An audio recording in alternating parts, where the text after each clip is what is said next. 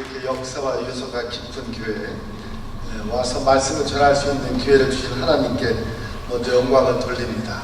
제가 여기 앉아서 찬양대 찬양을 듣는데 얼마나 은혜가 되는지 설교 안 들어도 될 것 같아요.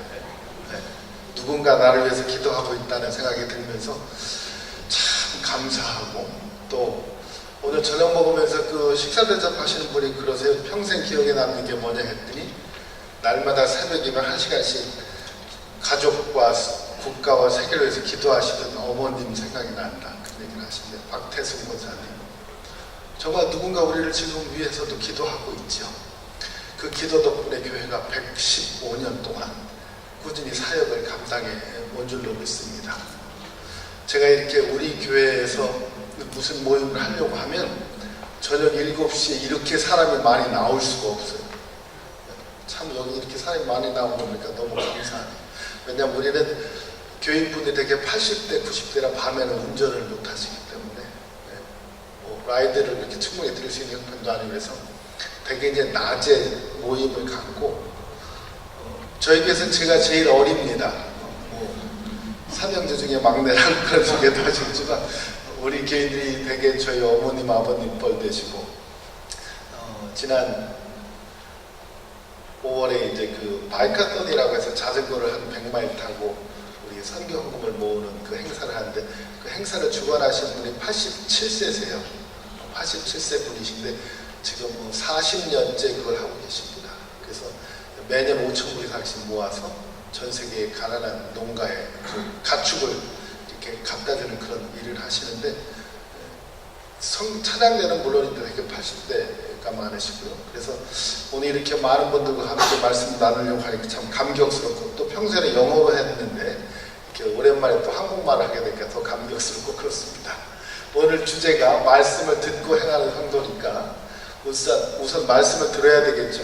우선 말씀을 그럼 같이 읽어가면서 보도록 하겠습니다. 에스더 1장 1절부터 이 115주년 잔치를 위해서 저희들이 그 잔치를 보는데, 성경에 보면 그 잔치에 관한 성경이 에스더서가 있습니다. 자, 에스더 1장 1절부터 화면에 성경을 좀 띄워주실까요?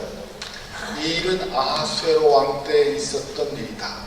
여러분, 아하수에로 왕이 언제적 사람이냐 하면 주전 485년에서 464년까지 때 있었던 사람입니다. 그러니까 아주 그 오래전 사람이죠. 근데 이 아하수에로 왕이 페르시아 왕입니다. 성경에 보면 이스라엘이 남북으로 다윗 왕이 통일 왕이었는데 그때 남북으로 나누어진 다음에 먼저 북왕국이 멸망합니다. 북왕국 이스라엘이 722년에 아시리아한테 망했는데, 이 아시리아를 멸망시킨 나라가 바벨론이에요. 그 바벨론이 남왕국 유다를 멸망시킨 게 587년입니다. 근데 이 바벨론을 멸망시킨 게 페르시아예요. 그러니까 페르시아의 고레스 왕이 539년에 바벨론을 멸망시켰는데, 바벨론이 큰 나라 같지만 결국 한 50년 정도밖에 제국이 안 됐던 거예요. 그런데 이 페르시아의 고레스 왕이 칙령이 낸 이후에 다리오 왕, 그 다음에 이 오늘 지금 읽은 1장 1절 그 화면에 갑자기 없어졌네요, 성경이. 그냥 계속 보여주셔야 돼요. 이 아하수에로 왕이 다리오 왕의 아들입니다. 그러니까 영어 성경에 크세스라고 되어 있죠. 크세스 2세. 아하수에로 왕 때 있었던 일이다. 그러니까 그 역사적 배경이 그 당시, 그러니까 제국이 막 그 융성하던 때라는 거예요. 아시리아 이어서 바벨론에 의해서 페르시아.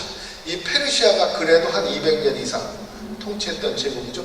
페르시아를 멸망시킨 게 헬라고, 헬라를 멸망시킨 게 로마는 천년왕국입니다. 신라 천년왕국처럼 로마가 아주 길게 갔던 그런 나라인데, 이 페르시아 때 왕입니다. 이 나라가 얼마나 큰 왕이냐 하면 인도로부터 구스까지 127개 지방을 다스리는 왕이다. 미국이 몇 개 주지요? 50개 주. 그런데 여기는 127개. 그러니까 인도로부터 구스까지 127개 지방이니까 미국 2배 이상 되는 큰 지역을 다스리던 왕이다. 이 표현을 보면 이 아하수에로 왕이 굉장한 권력이 있고 또 힘이 있고 군사력과 경제력을 가진 대단한 왕이라는 걸 알게 되죠. 오늘날 미국의 대통령 그러면 이제 세계에서 가장 강력한 남자 중에 한 사람, 뭐 여자 중에 한 사람, 여자 대통령이 되면 그런 얘기가 나오겠지만, 그런데 이 아하수에로는 그 권력이 부럽지 않은 그런 왕이었다는 것입니다. 2절 볼까요? 그런데 당시에 아하수에로 왕이 수산궁에서 주기를 하고, 그러니까 수산궁은 이 바벨론 왕이 거하는 4개의 궁 중에 하나입니다. 그러니까 궁이 페르세폴리스에도 하나 있고, 악타바타에도 하나 있고, 바벨론에도 하나 있고, 수산궁에도 있고, 그러니까 봄, 여름, 가을, 겨울 돌아다니면서 통치를 해요. 왜냐하면 나라가 하도 넓으니까. 그래서 이제 이 다스리 왕이 수산궁에서 주기식을 거행한 후에 몇 년이 지났냐면, 그 다음 절 보면 왕위에 오른 지 3년대에 3년이 걸려서 그의 모든 지방관과 신하들을 위하여 잔치를 베풀었다. 우리는 지금 115년 잔치를 하는데 여기 3년이 지나서 잔치를 베풀었다.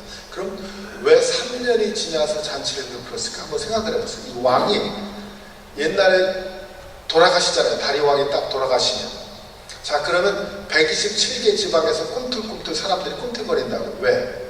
다리오 왕이 죽었으니까 이번에 내가 한번 왕 돼봐? 뭐 이렇게 이제 야심을 품은 지방 군주들이 들썩들썩해요. 물론 아들이 승계를 하긴 하지만 다리오 왕 때의 절대 권력에 비해서 이제 이 왕은 막 즉위하니까 독살하려고 하는 사람도 있고, 암살하려고 하는 사람도 있고, 반란하려는 사람도 있습니다. 여러분 혹시 궁중 사극 같은 걸 보면 임금님들은 식사 드시기 전에 항상 누가 은수저 이렇게 넣어보죠. 왜냐하면 음식에 독이 들었을까봐. 그리고 항상 이 왕은 호위병들이 따라다닙니다. 지금도 보면 미국의 대통령이나 로마 교황 이렇게 뉴스에 보는 거 보면 막 방탄차 타고 다니고 사람들이 옆에서 뛰어다니고 경호원들이 붙어 다니고 그러잖아요. 왜냐하면 그만큼 이 대통령이라든지 교황이라든지 높은 지위에 있는 사람들은 생명의 위협을 항상 느낀다는 말입니다. 그러니까 이 정권이 바뀌는 이때가 제일 정권이 취약한 때인데 127개도에서 서로 이 사람 저 사람이 드러나려고 하는 걸 처음에 즉위한 왕은 뭘 해야 되냐면 그걸 다 평정을 해야 돼요. 127개도를 다 순시하면서 너희들 나에게 과연 충성하겠느냐, 충성서약도 받아야 되고 반란기가 있는 사람 가서 수청도 해야 되고. 그러니까 여러분 그 이북 뉴스 보세요. 김정은이 정권을 잡자마자 그냥 자기 삼촌 장성택도 처형하고 막 피해 수청이 있잖아요. 언제든지 보면 정권을 잡은 사람들이 자기 정권이 안전하게 느껴질 때까지는 숙청을 하든지 정벌을 하든지 다지든지 뇌물을 주든지 외교를 맺든지 해서 그걸 다져야 되는데 그 기간이 3년이 걸렸다. 보통 통상적으로 3년이 걸려야 이 127개 정도 되는 이 도의 모든 사람들이 다 이제는 저 아하수에로 왕이 페르시아의 왕인 걸 우리가 인정한다 하는 시간이 걸리는데 3년이 걸렸다. 그러니까 3년이 지나서 이제 다 다져지고 나니까 신하들을 위해 잔치를 베풀 수가 있는 거예요. 이 잔치라는 건 뭐냐 하면 조공을 갖다 바치면서 충성을 다짐하는 잔치입니다. 그래서 메대, 바사에 있는 장수, 또 각 지방의 귀족과 지방관들이 다 왕 앞에 오는 거예요. 오는데 그냥 옵니까? 왕이 오고 왕의 부인이 오고 수행원들이 따라가고, 요번에 문재인 대통령이 그 이북 방문하는데 보면 뭐 여러 사람들이 따라가잖아요. 가수도 따라가고 공연단도 따라가고 줄줄이 따라가면서 또 뭘 가져가냐면 선물을 가져가잖아요. 그 다 가져오니까 그 왕이 이제 함께 섰는데 그 다음 절 보세요. 왕이 여러 날 며칠 동안 180일 동안, 180일이면 6개월 동안입니다. 6개월 동안 그의 영원한 나라의 그 위엄과 부귀와 위엄과 혁혁함을 나타내니라. 그러니까 우리가 생각할 때는 무슨 잔치를 6개월 동안이나 하냐, 한 3일 부흥회하면 됐지. 근데 여기는 그거 갖고 안 돼. 6개월 해야 돼. 왜냐하면 127개도에서 사람들이 와야 되니까 가까운 데서 오는 사람은 3일이면 오지만 저 인도에서도 와야 되잖아요. 거기서부터 바리바리 싣고 산 넘고 물 건너 바다 건너서 이렇게 오려면 6개월의 시간 동안 매일 이 왕은 사신들을 영접하고 술 받고 또 하사품 내리고 공물 받고 선물 받고 하면서 잔치를 베푸는데 6개월 잔치를 베풀었다. 그러니까 아주 그 6개월 잔치를 베푸는 이 잔치의 목적은 뭐냐면 부귀를 나타내는 것이죠. 위험을 나타내는 것이고 혁혁함. 그러니까 이 잔치의 목적은 이 아하수에로 왕이 실질적인 정권을 잡은 힘 있는 왕이라는 걸 보여주기 위한 잔치입니다. 우리도 이제 그런 거 하잖아요. 그러니까 이민 와서 한 3년 지나서 어렵게 해서 집을 하나 장만해. 그럼 괜히 갑자기 교회 석회도 집에서 하고 목사님도 모셔다가 뭐 생일잔치도 하고 막 이렇게 하잖아요. 그 이유가 뭐냐면 이제 3년 지나서 나 먹을만하다 하는 걸 사람들에게 보이기 위해서 집 새로 사도 그렇게 잔치를 하고. 그러니까 이 잔치의 목적이 뭐냐면 자기를 과시하는 잔치. 그러니까 이 당시에 이 잔치는 뭐 이렇게 좋은 나라를 주셔서 하나님께 영광을 돌리기 위한 잔치 이런 게 아니고 어떻게 하면 자기의 부함과 또 위엄과 혁혁함, 내가 이렇게 잘 산다, 내가 이렇게 부자다, 내가 이렇게 뭘 많이 얻었다는 걸 드러내는 잔치입니다. 대개 이제 사람들이 하는 잔치라는 게 그래요. 그러니까 뭐 누가 좋은 대학 갔다 그러면 축하 잔치 벌리고, 또 누가 학위 땄다 그러면 축하 잔치 벌리고, 직장 갔다 해도 잔치 벌리는데 그 잔치의 목적이 함께 축하해 주지만 또 당사자로서는 내가 그래도 그동안에 이런 일이 있다 하는 걸 이제 드러내기 위해서 하나의 보이는 잔치죠. 그런데 이러한 잔치가 항상 그렇게 기쁨으로만 끝나지는 않습니다. 왜냐하면 이 모든 것을 다 이루어 놓은 사람들은 대개 인생에 있어서 허물을 느껴요. 여러분 솔로몬 보면 전도서에 이렇게 나갑니다. 헛되고 헛되며 헛되고 헛되니 모든 것이 헛되도다. 솔로몬 같이 권력 있고 재물 있고 부인과 또 처첩이 3천이나 되는 사람이 술도 맛이 없고 음식도 맛이 없고 예쁜 여자도 보기 싫고 책 쓰는 것도 그렇지 않아요. 다 헛되다. 왜 그러겠어요? 이 마음속에 우리 인간에게는 하나님께서 주신 마음이 있는데 이 마음속에 그 공허함은 하나님과 만나서 하나님과의 교제를 통한 기쁨으로 채우지 않으면 채워지지 않은 그 공허함이 있습니다. 세상 걸로 이 채워지지 않는 거예요. 그러니까 6개월 동안 잔치하면서 사람들의 대접을 받고 인사를 받고 선물을 받고 하고 그냥 막 하는데도 이 성이 안 차요. 그러니까 어떡합니까? 그 다음 절에 보면 성경을 넘겨줬어요. 성경을 그 다음 절을 넘겨주세요. 성경이 없습니까? 네, 그러니까 이제 없으면 그냥 성경 책을 봐야죠. 성경을 보세요. 제가 그냥 읽으면서 그냥 할 테니까 여러분도 성경을 펴고 보세요. 왜냐하면 성경을 덮어놓고 믿는 사람들이 있는데 성경은 펼쳐놓고 믿어야 됩니다. 그러니까 덮어놓고 믿으시면 안 되고, 자, 열어보세요. 5절 봅니다. 이날에 지남에 왕이 또 도성 수산에 있는 귀천간의 백성을 위하여 왕궁 후원들에서 7일 동안 잔치를 베풀매.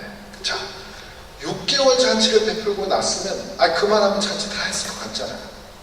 근데 왜 또 두 번째 잔치를 또 엽니까? 요번에는 며칠 열었다고요? 7일, 일주일 잔치. 요번에는 좀 약소하다네요. 그렇죠? 6개월 했던 게 좀 약소한데 왜 6개월 잔치 끝나고 난데 7일을 또 하냐? 허전해서. 자기가 뭘 이루고 이제 그 사람들 인사를 다 받고 한동안은 좋았는데 마치 공연하시는 분들이 공연 무대 때 막 환호하고 박수치고 하는 게 다 끝내. 그때는 좋았는데 다 끝나고 다 집에 돌아가고 난 다음에 텅 빈 관객석 바라볼 때 그 허전하잖아요. 그러니까 공연한 사람들끼리 자기들끼리 또 뒤풀이 하자고 2차 가잖아요. 그런 것처럼 이 왕이 6개월 다 하고 났는데 이 말하면 내가 얼마나 힘이 있는 왕인지 괜찮은 왕인지 다 봤지 하고 만족할 만한데 그게 안 되니까 허전해. 그래서 일주일 동안 누구를 불러다가 잔치를 했냐면 수산에 있는 귀천간의 백성을 위해서 수산성 사람들만 위해서 잔치를 베풉니다. 이건 뭐냐 하면 뒤풀이 공연 끝난 뒤풀이 자기 팀원들끼리 하는 것처럼 자기 식구들끼리 하는 겁니다. 이 수산성은 여러분들이 그 옛날의 도성을 보면 삼겹으로 되어 있죠. 삼겹살이 아니고 삼겹성.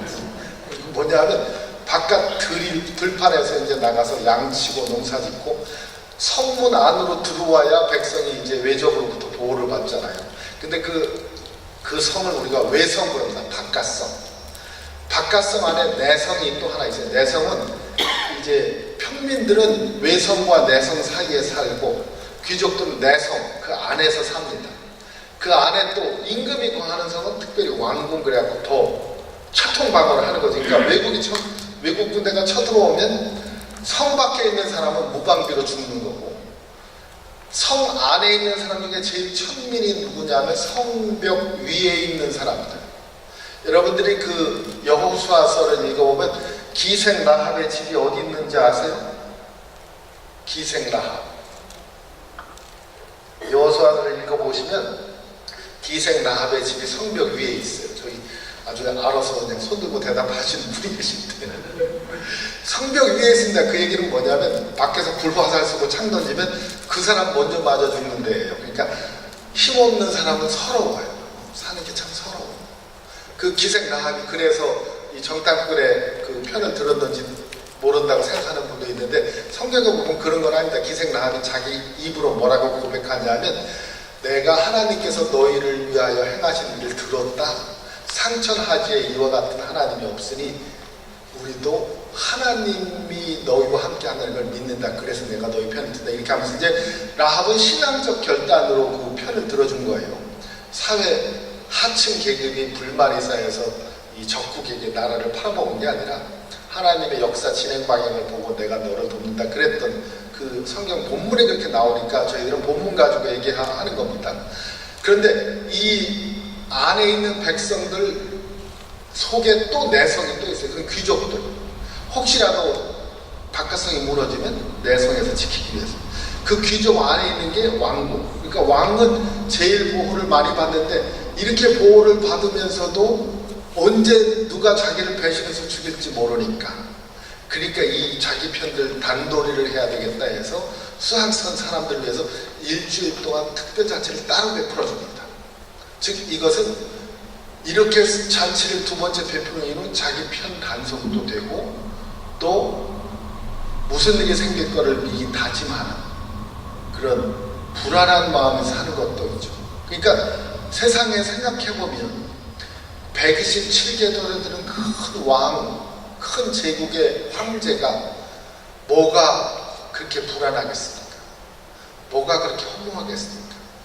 우리 같은 일반 사람들도 저녁에 하다못해 국수 한 그릇 말아 먹어도 행복하고, 밥에다가 냉이 된장국 하나만 먹어도 기분이 좋은데, 밥 하나 먹어도 불안하고, 나라를 큰 걸 가지고 있어도 불안하고, 뭘 다 이룬 것 같은데 이게 허전하고 뭐 더 할 거 없나고, 세상에 그렇게 불쌍하게 사는 사람들이 너무 많아요. 그러니까 예수님께서 이 백성들을 보시면서 이런 표현을 쓰세요. 저희가 목지 없는 양 같았다. 그래서 불쌍한 마음이 들었다. 근데 제가 이렇게 세상에 권력을 가진 사람들이나 재물을 가진 사람들 보면 가끔 그 예수님의 그 심정이 느껴질 때가 있습니다. 저렇게 돈도 많고 권력도 많고 주의도 있고 배운 것도 있는 사람이 뭔가 허전해서, 뭔가 불안해서, 어떻게 될까봐 막 아둥바둥하는 그렇게 사는 걸 보면 그렇게 안 됐을 수가 없어요. 그러다가 교회 와서 돈도 없고 몸은 늙어가고 힘도 없고 그런데도 행복해서 웃는 성도들 보면 참 복받은 사람들이다, 그런 생각이 들어요. 여기서 이렇게 성도들 바라보니까 참 복받으시면 얼마나 저렇게 얼굴들이 환하지, 천사들 보는 것 같아요. 정말 보기만 해도 은혜가 되는 성도님들 이렇게 앉아가지고 이렇게 계시니까 여러분이 세상에 부러운 게 없는 사람이죠. 그런데 이 아하수에로 왕은 너무 불안한 게 많아서 잔치를 베푸는 거예요. 그런데 이 사람이 불안하고 허전할수록 뭘 많이 하냐면 과시를 합니다. 막 허풍을 떨어요. 이렇게 돼 있습니다. 백색, 녹색, 청색, 휘장 등 자색 가는 배줄로 대리석 기둥 은고리에 메고 금과 은으로 만든 걸상을 화반석, 백석, 종묘석, 흑석 등 땅에 진설하고, 그러니까 형형색색 천으로 꾸며놓고 대리석으로 깔아놓고 막 온갖 휘장을 다 해놓고 금잔으로 마시게 하니 잔의 모양이 각각 다르고, 왜냐하면 다 잔 하나하나마다 수제품이란 얘기예요. 공장에서 찍어놓은 게 아니라 잔이 다 다르고 양이 풍부했으므로 어주가 한이 없으며 마시는 것도 법도가 있어 사람으로 억지로 하지 않게 하니 이는 왕이 모든 국내 관리에게 명령하여 각 사람이 마음대로 하게 함이라. 그러니까 마셔 마음껏 마셔, 먹고 싶은 대로 먹고 마시고 싶은 대로 마셔 하고 막 그냥 인심 쓰고 허풍 떨고 막 취해서 막 신나고. 거기에 비하면 여기 우리 성경 얼마나 소박했고 형형색색 휘장이 있어요. 그죠? 그의 표하고 겸손한 우리 성경 말씀이나 이런 제단 잔치정도 있고. 그렇지만 정숙하고 엄숙하고 정결하고 하나님 우리와 함께 계시는 이 기품이 있잖아요. 그래도 우리 믿는 사람들이 모임에 보면 여기는 그냥 그렇게 돈도 많고 그렇게 꾸며내 그렇게 난리법석 치고 이런 잔치인데 기품이 없어요. 사람들이 그냥 술 먹고 부어라 마셔라. 그러니까 한번 상상을 해보세요. 이 127개도에서 그래도 그 나라를 대표하는 사신들이 다 모여가지고 먹고 간 자리, 또 그것들 다 돌려보내면서 야 이제 우리끼리 한번 마음껏 먹어보자고 막 먹고 있는 그 술판의 그 자리, 모든 것들은 다 넉넉한 것 같은데 아무도 만족하는 사람이 없는 인생. 어떤 영국 시인은 이런 시를 읊었습니다. 남자 나이 40 되면 새벽 2시에 자다가 일어나 아파트 창가에 서서 밖에 불빛을 바라보고 어디서부터 무엇이 잘못되었는지를 고민하게 된다. 다 이룬 것 같은데, 뭔가 다 가진 것 같은데 여전히 허전하고, 밖에는 수많은 불빛들이 있는데 그 불빛들이 다 어디로 달려가고 있는지 의미도 모른 채 가는 것들을 보면서 나는 그럼 어디로 가고 있는가 생각하게 되면 그게 철이 드는 거죠. 근데 지금 여기 보니까 철이 든 사람이 하나도 없어요. 마치 이 잔치의 모습, 옛날에 여러분 그 추정전에 보면 이도령이 거짓골로 하고 와서 변산도의 상에 딱 앉아서 술 한잔 얻어먹는 장면 생각나세요?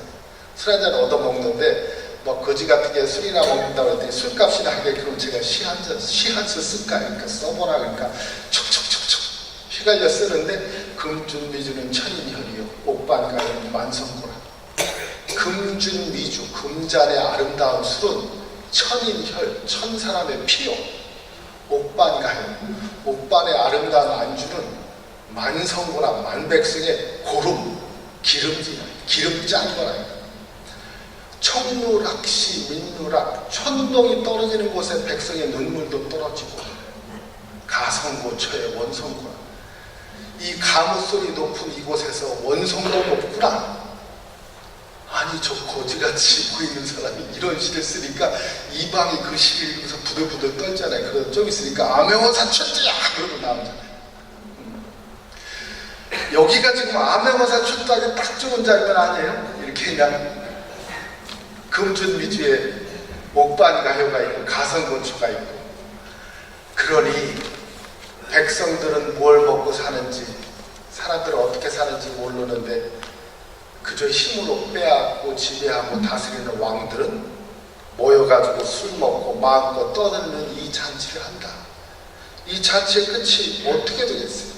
그런데 이 왕이 두 개의 잔치를 벌이는 동안 한편 왕후전에서는 장면이 싹 바뀌면서 이 8절에 뭐라고 되어 있냐면 9절에 왕후 와스디도 아하수에로 왕궁에서 여인들을 위하여 잔치를 베푸니라. 왕후가 따로 잔치를 베풀고 있어요. 그런데 대개 보면 그 당시에 그 고대 문헌에 보면 대체로 왕이 앉아있으면 그 왕후도 옆에 앉아있습니다. 사신들의 대접을 받잖아요. 그럴 때는. 그러니까 대통령과 영부인이 이렇게 동행해서 외국 사신들을 맞이하고 대부분 그렇게 하는데 아마 180인 잔치는 그렇게 했을 거예요. 왕과 왕후가 앉아서 이제 영접을 다 받고 이렇게 해서 다 돌아가고.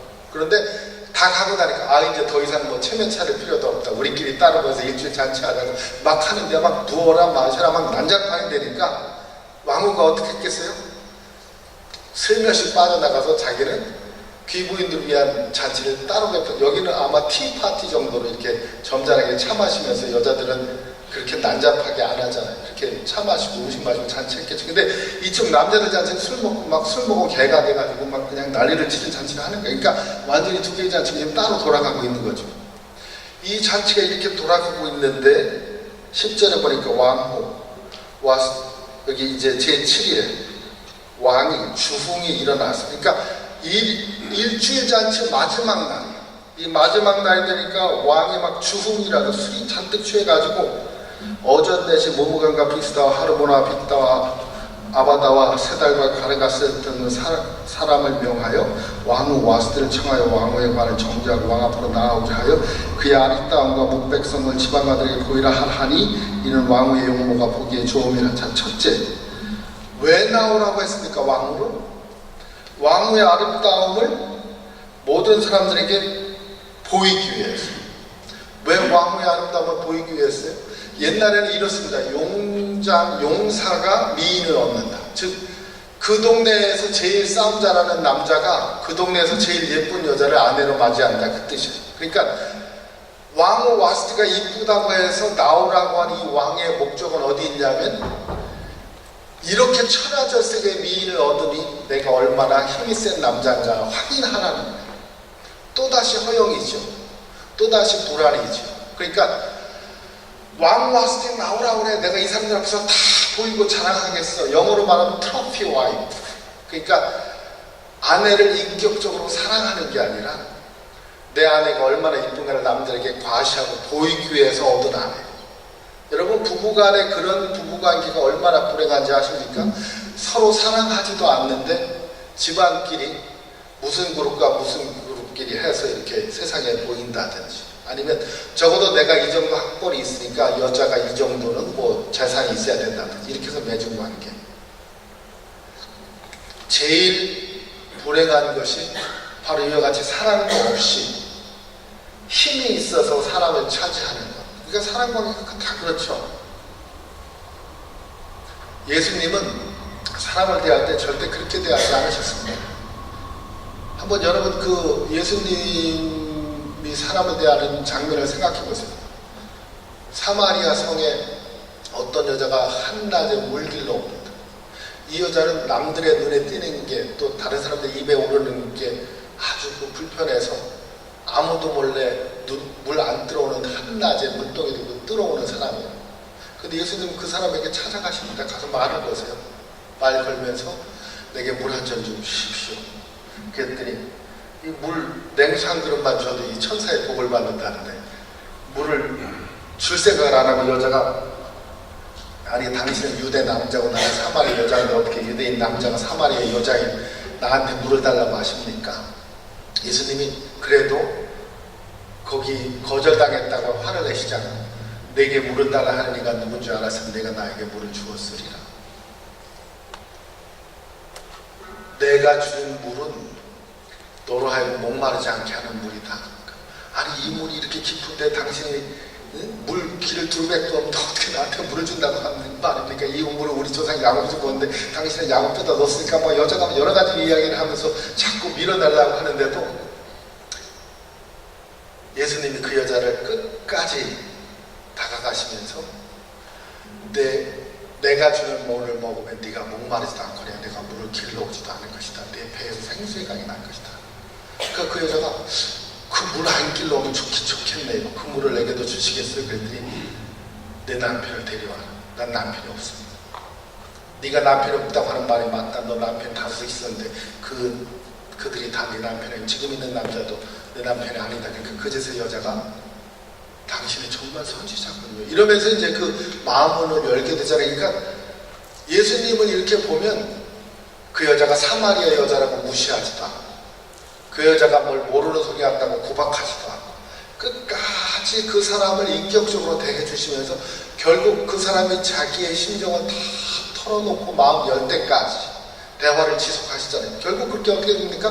나중에는 그 여자분이 당신이 메시아입니다 고백하고 마을 사람들 다 불러오면서 사람들 앞에서 보라, 이 사람이 내가 한 일을 다 알고 있다. 나 이렇게 지나온 과거가 부끄럽게 살았는데 이것도 다 알고 있다고 자기가 오히려 막 말을 하게 하잖아요. 그러니까 이 예수님처럼 사람을 인격적으로 대해주면 사람의 마음이 열립니다. 자기가 감추고 가면 쓰고 막 숨기고 그냥 나도 왜 이만하면 됐지 하고 막 그렇게 의시되던 사람들이 겸손해지고 다 내려놓고 친구가 돼요. 그런데 이런 식으로 부인을 그냥 아니 평소에는 다정한 말 한마디 하고 수고했다고 손 한 번 안 잡아주던 남편이 손님들 앞에서 마누라 이쁜 거 자랑하려고 그냥 나오라 그러면 기분이 좋겠어요. 제가 이제 그 남자분들한테 항상 그 하는 얘기인데, 아내를 기쁘게 하는 거는 돈도 안 들어. 아내 기쁘게 한다고 뭐 다이아몬드 사다 주어서 좋아하겠어요? 무슨 미국 것도 사다, 그리고 별로 좋아하지도 않습니다. 그 아내들이 정말로 좋아하는 건 남자분이 진심으로 자기를 사랑해주고 자기가 얼마나 힘들게 살았는지를 알아주고 얼마나 고생하는지를 알아주는 거예요. 그냥 따뜻하게 손 한번 잡고, 여보 정말 당신 수고해서 고마워, 당신 덕에 내가 잘 살고 있어, 그러면 그걸로 여자분들이 좋아합니다. 그런 거 바라는 거지. 이렇게 사람들 다 모아놓고 나오라 그러면 그거 좋겠어요. 그러니까 이 여자가 안 나간다고 했어요. 안 나간다. 근데 여러분, 물론 이제 기분이 나빠서 안 나간다고 할 수는 있지만, 그 당시 사회에서 이게 말이 되는 일입니까? 말이 안 되는 일이에요. 그러니까 그 당시 사회에서 임금이 누가 나오라고 그랬는데 안 나오면 그냥 당장 즉결 처분입니다. 더군다나 이 많은 사람들 앞에서 남편 망신을 주는 거 아니에요. 그러니까 평소에 아무리 말을 안 듣고 제 남편을 우습게 보는 부인도 사람들 다 이렇게 모아놓고 제 아내를 좀 소개하고 싶은데요, 그러면서 여보 좀 나와요. 그럼 되게 나오잖아요. 그 예의상으로라도. 근데 안 나와요. 그러니까 학자들이 궁금하게 생각을 했습니다. 왜 도대체 와스티는 이 왕명을 거역하고 안 나왔을까? 그 당시에 그 무르학권에서 그런 풍습하에서. 그러다가 성경을 잘 읽어보니까 이렇게 돼 있어요. 왕후 와스티를 청하여 왕후의 관을 정지하고 왕 앞으로 나오게 하며. 다시 읽어볼게요. 왕후 와스티를 청하여, 문제 없죠? 왕후의 관을 정지하고 왕후의 관을 쓰고 나오라고 되어 있다. 근데 이 성경을 너무 자세히 읽다 보면 이런 생각이 드는 거예요. 그 사람들이 관을 쓰고 나오라고 그랬다. 왕후의 예복을 입고 나오라고 그러진 않고, 그럼 이거 뭐야? 옷도 안 입고 관만 쓰고 나오라고 했단 말이에요. 아, 그럼 누가 안 나가죠?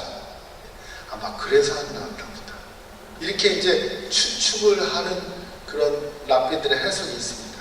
왜냐하면 아무리 술 취한 사람들이 모였다고 해도 정상적으로 부인 와서 그냥 얼굴 한번 내밀고 가는 것보다 안 놀 사람이 어디 있겠냐. 그런데 왕후의 관을 쓰고 옷도 안 입고 나오라 그러면 어떤 여자가 나오겠느냐? 안 나온다. 이건 죽어도 안 나간다. 그래서 그랬는지 어땠는지 몰라도 하여튼 안 나갔어요. 그랬더니 왕후 와스티는 내시가 그하는 왕명을 따르기 싫어하니 왕의 진노하니 마음속에 불붙는 듯 하더라. 자, 이 왕이 자기 자존심 꿈겨졌죠. 체면상했죠. 지금 이 잔치를 벌린 모든 목적이 무엇을 위한 잔치였냐 하면 자기의 위엄을 드러내고 자기의 권위를 내세우고 자기의 힘을 내세우고 자기 자랑하는 게 잔치의 유일한 목적이었는데 그 목적을 깨버린 거예요. 사람들 앞에서 망신을 완전히 턱턱이 당하게 한 거죠. 그랬더니 왕이 가슴에 막 불이 붙는 듯해. 여러분, 그 허영이 많은 사람일수록 자존심이 세고, 그런 사람이 자존심이 상처를 받으면 공격적이 되고 폭력적이 됩니다. 그러니까 정치하는 사람들이나 사업하는 사람들 중에 되게 크게 성공해서 하신 분들 중에 이런 분들이 있어요. 누가 뭐라고 조금만 소리하면 그냥 화가 나고 그냥 다 뒤집어 엎으려고. 지금 이 아하수에로 왕이 그런 스타일이에요. 뭐 그런 분들이 좀 있죠. 그런데 이게 사람들 앞에서 나를 공개방식시켜요. 근데 이런 분들의 특징이 뭐냐면 머리가 나빠. 그래가지고 이런 일을 당했을 때 이걸 어떻게 처리해야 될지 알 수가 없어요. 지금부터 제가 드리는 말씀이 이제 이 아하수에로 왕의 반복되는 행동이기 때문에 여러분들이 그 패턴을 아셔야 됩니다. 첫째, 쉽게 상처받고 마음의 자존심이 쉽게 상한다. 둘째, 그럴 때 화가 나는데 어떻게 해야 될지 알 수 있는 머리가 없다. 셋째, 그럼 어떻게 하냐? 옆에 있는 누군가한테 물어봐서 그 사람들이 하라는 대로 한다. 이제 요게 세 가지가 특징입니다. 그러니까 지금 화가 막 나가지고 어떻게 하면 좋을지 모르는데, 그때 왕이 사례를 아는 학자들에게 묻되, 왕이 규례와 법률을 아는 자들에게 묻는 전례가 있는데, 요런 때 이 왕이 뭘 하냐면 그러니까 어떻게 해야 되지 하고 이제 물어봐야 되잖아요. 소위 말하는 정책보좌관, 자문관, 법률보좌관 뭐 이런 비서실에 있는 사람들에게 묻는다 이런 얘기죠. 근데 그때 왕에게 가까이 하여 왕의 기색을 살피며 나라 첫자리에 앉은 자는 이 13절과 14절을 보면 성경 본문에 엇박자가 납니다. 즉 무슨 얘기냐면 왕이 살해를 하는 현자들에게 물으려고 했는데 그 13절에는 그렇게 돼 있어요. 그러니까 살해를 하는 현자들에게 물어야 되는데 실제 대답하는 것은 14절에 그때 왕에게 가까이 왕의 기색을 살피며 나라 첫자리에 앉은 자들이 대답을 해요. 이 얘기는 뭐냐 하면 왕의 자존심이 세고 고집이 세고 머리가 없으니까 그 주변에 지식 있고 학식 있고 인품 있는 사람들이 있는 게 아니고 아첨하고 기색을 살피고 그저 비유만 바치는 사람만 있다 그 소리입니다.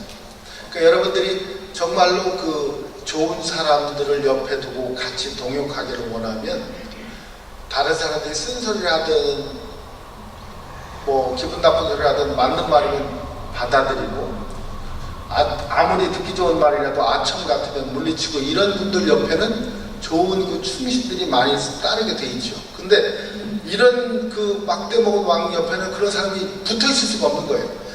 막 보는 대로 자르니까 보좌관이고 뭐고 그냥 맨날 잘라버리고 다 자기 주변에 이제 말 잘 듣는 애들만 모이게 하니까 그러니까 그때 왕에게 가까이 왕이 기색을 살피는 나라 첫째에 앉은 자가 누구냐면 바사와 메대 일곱 지방국 가르가스와 세달과 바르스나와 아드다마와 다시스와 베레스와 바르스나와 모무간이라 이 7명이 있는 거예요.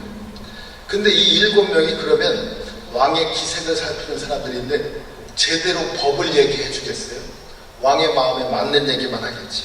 그 왕은 와스티가 내시가 전한 아하스의 왕의 명령을 따르지 아니하니 규례대로 하면 어떻게 처치할까 했더니 무무간이 여러분 이 16절에 나오는 무무간이 14절에서 몇 번째 서열에 있던 사람인지를 한번 보세요.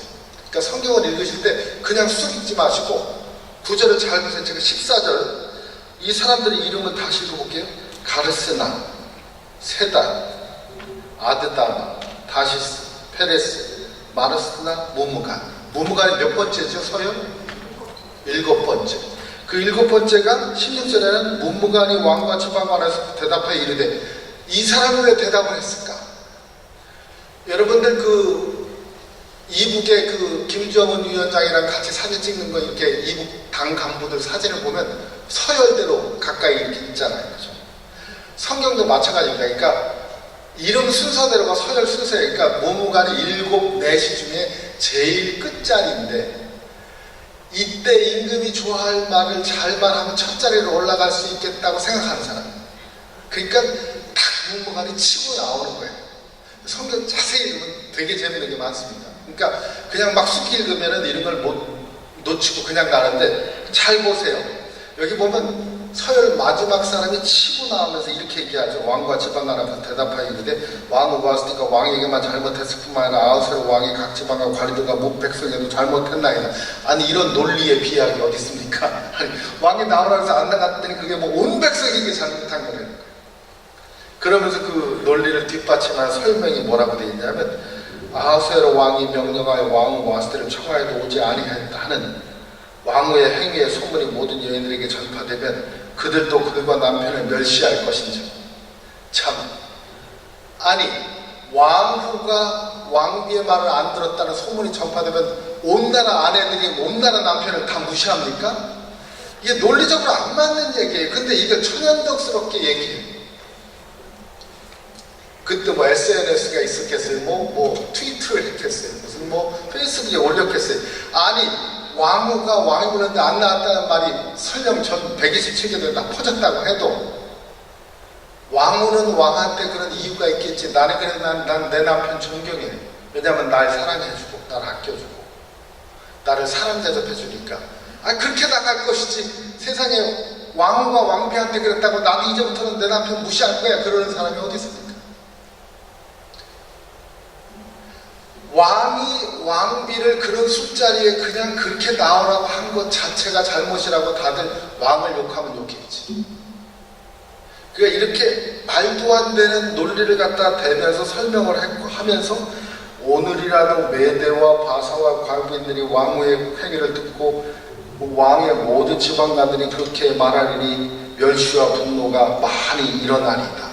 온 국민이 다 이제 남편 무시 운동이 일어날 거라는 거예요. 그러더니 왕이 만일 좋게 여기실진데 와스티가 다시는 왕 앞에 오지 못하게 하는 조서를 내리되, 자, 왕이 와스티를 다시는 왕 앞에 오지 못하게 하면 제일 좋아할 사람이 누구예요? 와스티가 좋지 뭐. 그 인간은 더 이상 그 꼴을 안 봐도 되니까. 얼마나 좋겠어요. 와스티는 너무 좋죠. 이게 와스티한테 처벌이 될 거라고 생각하는 그 논리도 참 이상한 논리입니다. 그런데 그 말을 하고 나서 바사메대의 법률에 기록해서 이 왕후는 다시는 왕 앞에 오지 못한 걸 법으로 제정하라는 거예요. 변개함이 없게 하고 개정도 못해요. 그 왕후의 자리를 그보다 나은 사람에게 주소서. 그랬더니 왕의 조서가 이 광대한 전국에 반포되면 귀천을 막론하고 모든 여인들이 그들의 남편을 존경하리이다. 남편 존경법 이런 걸 만들려는 거예요. 여러분, 누구를 존경하는 게 법으로 제정한다고 존경합니까? 대부분이 이제 그 초임 소위들이 저지르는 잘못, 내가 육사 나와서 소위를 달았으니까 부대에 가면 모든 병사들이 나를 따를 것이다. 하사, 중사, 상사 내 말 들어. 그게 됩니까? 처음에 와서 그러면 되게 와서 또 품 잡는구나 다 그러고 보죠. 정말 지휘관이 부대원들을 위해서 헌신하고 사랑으로 돌보고 그렇게 해서 존경을 받아서 몇 년이 지나면서 점점 온 부대가 그 사람을 따르게 될 때야 계급장과 명령이 이게 동일한 효력을 갖는 거예요. 그걸 그냥 막 내가 임만 중대장인데 내 말 들어 이런다고 듣겠습니까? 안 되죠. 우리 목회자들도 똑같아요. 목사 타이틀만 있다가 교인이 자동적으로 말 듣습니까? 그렇지 않잖아요. 신학교 나오고 뭐 안수받아가 목사가 됐다고 해도 교회에서 오래 섬긴 장로님 권사님들 볼 때는 아직 애들이 제가 와서 어떻게 또 사고 치지 않나 이게 걱정스럽잖아요. 그런데 교회를 섬기고 목회를 성실히 하면서 몇 년 지나면서 교회들이 차차 이제 신뢰를 주게 되고 존경을 하게 되면서 그때 비로소 우리 목사님하고 이제 따르면서 영적 지도력이 쌓여가는 거지, 이게 무슨 법으로 모든 아내는 남편을 존경할지어다 하고 법 제정한다고 존경합니까?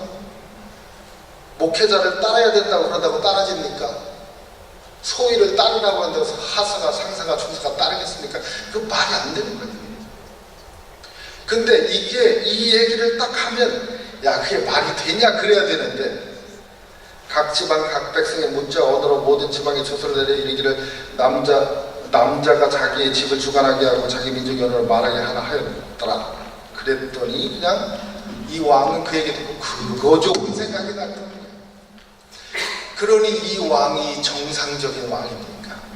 정상적인 국가 지도자가 이렇게 할 수 있으니까, 정상적인 국가 지도자가 정사를 들고지 않고 잔치를 베푼 것도 물론 뭐 외교적이거나 정치적인 이유가 있다고 우리가 처음에 180일은 봐줄 수가 있지만 그 후 일주일 잔치 벌인 것도 그렇거니와 이런 얘기가 나오면 여봐라, 사람의 사랑과 존경은 법으로 얻을 수 없는 것이니라. 옛 성현들의 말에도 이르기를 솔선수범하고 섬기는 지도자를 사람들이 따르는데 이래야 이게 정상이잖아요. 근데 이렇게 해놓고 이걸 법으로 공포했으니 이게 말이 됩니까? 2장으로 넘어가서 2장 1절 그 후에 아하스로 왕의 노가 그침에 이제 이런 사람들이 또 이게 다혈질이 또 그건 있어요. 확 화를 냈다가 또 금방 식어. 그래놓고 자기는 뒤끝이 없대. 하여튼 뒤끝이 없다 그러면서 화내는 사람들이 이렇게 봤으니까 다 해놓고 나서 와스티와 그가 행한 일과 그에 대해 내린 조서를 생각하거나, 자, 이 생각한다는 단어가 뭘 뜻하겠어요? 내가 괜히 그랬나? 너무했나? 후회한다는 뜻이에요 지금. 안 그렇게 해서 세상에서 제일 이쁜 마누라 다시는 자기 옆에 오게 못했으니 그 여자 보고 싶겠지요. 자기가 잘못해서 벌인 일이니까. 그야말로 패소인해서 사가로 보내놓고 나서 이제는 그리운 거예요. 요거를 또 그 눈치를 또 금방 챘어요. 누가? 왕의 측근 신하들이. 항상 왕의 기생만 살피는 사람들이니까 이 사람들이 은수 찾겠죠.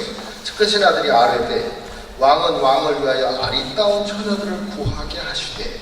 그러니까 이제 슬슬 여자 생각 나세요? 그럼 처녀를 한번 구해보시죠. 그랬더니 전국 각 지방과 관리를 명령하여 아리따운 처녀를 다 도성수서로 모여 후궁으로 들어 궁녀를 주관하는 내시에게 손에 맡겨 그 몸을 정결하게 하는 물품을 주게 하시고 왕의 눈에 아름다운 처녀를 와스티 대신 왕으로 삼으소 사니 왕이 그 말을 좋게 여겨 그대로 행하여. 또 특색 나왔죠.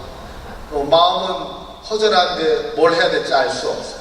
그때 누구 말을 물어보니까 그 말한 대로 좋게 여겨서 그대로 하는 거예요. 그러니까 금방 일 저질러 놓고 또 금방 후회하고. 그래서 벌은 이제 사람을 모이기 시작했는데 도성수산에 한 유대인이 있으니 이제 이렇게 해서 사람을 모으는데 뭐 수천 명의 여자가를 이제 전국 127개도에서 이제 불러 모았겠죠. 근데 그 중에 한 유대인이 있었는데 이름은 모르드게라. 모르드게는 페르시아 이름입니다. 그러니까 유대인이지만 페르시아 이름을 쓰는 유대인. 그는 베냐민 자손이니 기스의 증손이요. 기스가 사울의 아버지거든요. 그러니까 기스의 증손이라는 얘기는 뭐냐면 이스라엘의 초대 왕이었던 사울 왕손이라는 얘기입니다. 증손이고 시므이의 손자고 또 아길의 아들이다. 이렇게 이제 여러 명이 나오면 이거 뼈대 있는 집안이라는 뜻입니다. 그러니까 성경에서 여러분들이 어떤 인물이 뼈대가 있나 없나를 알려면 뭐 목동 아모스 이거 뼈대 없는 집안이에요. 자기 이름만 딱 나오니까. 누구의 아들 누구 그럼 요건 약간 뼈대 있는 집안 멸치 정도 돼요. 근데 누구의 손자 누구의 아들 누구 이러면 이게 조금 이제 고두봉 이렇게 좀 뼈가 좀 많아요. 그러니까 이 뼈대가 있는 집안이라는 걸 어떻게 할 수 있냐면 베냐민 자손 기스의 증손 시므이의 손자 라일의 아들. 이건 그래도 굉장히 집안이 좋다는 얘기입니다. 근데 이 사람이 전에 바벨론 왕 느부갓네살이 예루살렘에서 유다 왕 여고냐와 백성을 사로잡아갈 때 모르드게도 함께 사로잡혔다. 유다 왕 여고냐가 누구냐면 여호야긴 왕이에요. 여호야긴 왕이 언제 바벨론 왕 느부갓네살에 잡혀왔냐면 주전 597년. 그러니까 망하기 전 10년 전. 그러니까 바벨론 포로 1차 포로 때 잡혀온 사람입니다. 그러니까 2차 포로 때 망해서 잡혀갔죠. 근데 1차 포로 때 597년에 잡혀왔다면 여러분 한번 산수 계산해보세요. 페르시아의 아하스웨로 왕이 주전 486년부터 다스렸다고 했죠. 그러면 597년 빼기 486년 몇 년이에요 도대체? 110년이 넘잖아요. 그때 얘가 강난에 그때 잡혀왔다고 해도 112살이 넘어야 됩니다. 모르게. 그러니까 그러면 간단하게 그때 잡혀와서 적어도 왕국에서 지금 이렇게 문을 지키는 자가 되려면 20대 청년은 돼야 되니까 한 140살 됐다는 얘기인데 이게 말이 되겠습니까? 해서 사람들이 이건 아마 그때 모르드게가 잡혀왔다는 게 아니라 모르드게 집안이 잡혀왔다는 뜻이겠구나. 이제 이렇게들 이성적으로 이제 해석을 하죠. 그러니까 그래도 아직도 보수적인 성경학자들은 사람이 뭐 140살 살 수도 있지 그걸 갖고 뭐 그래? 100세의 아들 낳는 아브라함이 있는데 그렇게 하는 사람도 있긴 있어요. 그러니까 그건 여러분들에게 맡기겠습니다. 그러니까 지금 140살 된 모르드게를 뭐 상정하시든지 아니면 보통 한 뭐 40대 모르드게인데 모르드게 집안이 이제 잡혀왔다 이렇게 보시든지 그건 여러분들이 한번 선택해서 하세요. 그렇지만 어쨌든 이 두 구절이 뭘 말해주고 있냐 하면 모르드게는 포로민이었다. 우리가 이민자만 해도 서럽죠. 그러니까 이민자로서 고국을 떠나서 남의 나라 와서 주류 사회 눈치 보면서 사는 것도 서러운데 포로민으로 잡혀와서 산이 얼마나 서럽겠어요. 물론 3세 4세가 됐지만 3세 4세가 뭐합니까? 우리 애가 여기서 태어났는데도요. 지금도 식당 가서 주문하면 you speak English very well 그런다고. I was born here. 이 사람들이 생각을 못하는 거예요. 왜 동양 얼굴 가진 애가 영어를 저렇게 잘하나. 그러니까 이게 이민자 혹은 포로민으로서의 숙명입니다. 그러니까 어떻게든지 주류 사회에 끼어들어가서 살려고 몸부림치는 그 모습을 어디서 볼 수 있냐면 이 모르드게라고 하는 이름에서 볼 수 있습니다. 그러니까 자기네 나라 이름을 쓰지 않고 마르도크, 이 페르시아의 그 신의 이름이 마르둑이거든요. 그 마르둑의 이름에서 파생된 모르드게라는 이름을 쓸 정도로 철저하게 주류 사회에 동화되어서 거기서 출세해서 살고 싶어하는 이 사람, 그에게 삼촌의 딸 하다사가 있는데 곧 에스더. 하다사는 유대 이름이고 에스더는 페르시아 이름입니다. 근데 이 책 이름이 뭐예요? 에스더서. 즉 에스더가 이 사람의 공식 이름이에요. 즉 이 사람은 하다사라고 하는 유대 이름을 못 쓰고 에스더라는 페르시아 이름을 쓰는 사람이에요. 성경에 여자 이름이 들어간 책이 몇 권 있습니까? 66권이에요. 에스더서, 룻기 2권 있죠. 3권이라고 우기지 마세요. 민수기는 여자 이름이 아닙니다. 백성민자에 사람 숫자사, 백성의 숫자를 쓴 책이지. 우리 조민숙 권사님 계속 민수기라고 자꾸 우기시는데 룻기와 에스더인데, 그런데 이 룻도 모함 여자, 에스더도 페르시아 이름. 즉 성경에서 이 정말로 힘들게 살아남으려고 하신 분들의 이야기, 왜 그런 분들의 이야기 감동을 주냐면 자기 힘으로는 도저히 살 수 없는데 하나님의 은혜로 산 사람들이기 때문에. 그러니까 우리는 내 힘으로 잘 사는 사람들이 아닙니다. 나 가진 것 없어도 하나님의 힘으로 사는 사람들이거든요. 그러니까 이제 이 삼촌의 딸 하다사, 삼촌의 딸이니까 사촌 누이 동생이죠. 에스더가 부모가 없었어요. 거기다 또 천하의 고아예요. 그러니까 포로민으로 사는 것도 서글픈데 거기다 천하의 고아. 룻은 더합니다. 모압 여자인데 과부야. 거기다가 이방인. 그래서 이방인에서 과부에다 자식이 없어요. 그러니까 옛날에 여자들이 원했던 게 하나도 없는 겁니다. 그러니까 유대인들을 기도할 때 하나님 제가 여자와 개로 안태는 걸 감사하게 생각합니다. 이렇게 했잖아요. 그러니까 그렇게 천대받던 여자이신 분인데 그것도 이방 여자. 그러면 여자라서 1 스트라이크, 이방 여자라서 2 스트라이크, 애가 없으니까 3 스트라이크. 그래서 우리가 룻을 삼진 아웃된 인생이라고 합니다. 근데 하나님이 삼진 아웃된 인생을 들어서 다윗의 조상이 되게 하셨다. 그러니까 혹시 여기 삼진 아웃되신 분들 계세요? 희망을 갖기 바랍니다. 하나님이 크게 쓰실 분이. 근데 아직 2진 아웃밖에 안 됐으면 아직 좀 바닥을 친 것 같지는 않고. 그러니까 이 하나님이 이 삼진 아웃된 룻을 쓰시듯이 천의 고아에다가 포로민에다가 부들부들 떨고 있는 에스더, 이 사람을 모르드게가 데려다가 자기 딸같이 양육했어요. 그런데 왕이 조서와 명령이 반포되매 처녀들이 도산 수산성에 많이 모여 헤게의 수하에 나갈 때 에스더도 왕궁으로 이끌려가서 궁녀를 주관하는 헤게의 수하에 속하니, 우리가 여기까지 읽으면 마치 그 에스더가 본인은 원치 않는데 힘이 없어서 끌려간 여자로 생각하기 쉽죠. 그래서 안 됐다. 옛날에 중국의 공물로 이렇게 끌려간 조선 처녀들 생각하고 일본인들한테 끌려간 위안부 할머니들 생각하고 안 됐다 생각하기가 쉬운데, 여기 보면 에스더는 그렇게 자의에 반해서 억지로 끌려간 여자가 아닙니다. 왜냐하면 에스더도 왕비가 되고 싶어 했고 모르드게도 에스더를 왕비를 시키고 싶어 했다는 게 본문에 나와요. 헤게가 처녀들 중에 보고 은혜를 베풀어 몸을 정결하게 할 물품과 또 일용품을 주어서 곧 왕궁에서 의뢰주는 7 궁녀를 주고 에스더가 그 궁녀들을 후궁 아름다운 처소로 옮기더라. 그러니까 에스더가 자기의 민족과 종족을 말하지 아니하니 이는 모르드게가 명령하여 말하지 말라 하였습니다. 왜 말을 안 했겠어요? 이걸 보면, 이 구절을 보면 에스더 자신도 왕비가 되고 싶어 했다는 거예요. 모르드게도 에스더를 왕비를 시키고 싶어 했다는 거예요. 그러니까 왕비가 되고 싶으니까 너 유대인이라고 말하지 마. 유대인에게 발각나면 너 왕비 안 돼. 누가 그 망한 나라에 포로민으로 잡혀온 사람을 시키겠냐. 그저 말만 안 하고 가만히 있으면 네가 유대인인지 페르시아인지 아무도 몰라.